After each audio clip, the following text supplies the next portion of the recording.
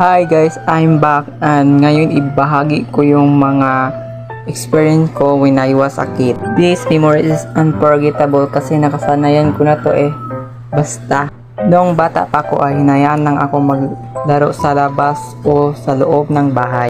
One time naglaro ako kasama yung kapatid ko ng luto-lutuan na gamit yung lata ng gatas. Then, kumuha din ako ng pusporo para pangsindi sa aming luto-lutuan. At ayun, nagsindi na ako ng apoy at nilagyan ko ng tubig.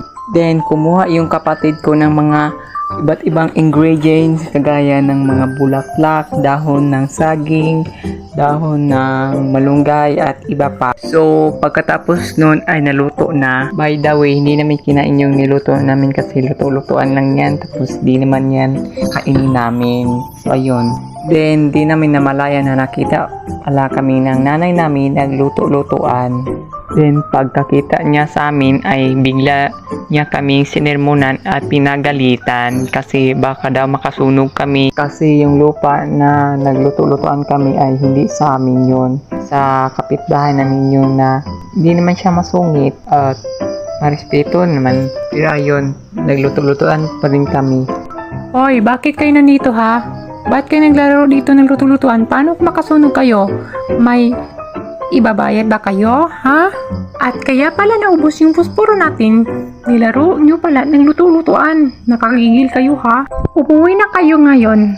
Kung hindi, malilintikan ko kayong dalawa.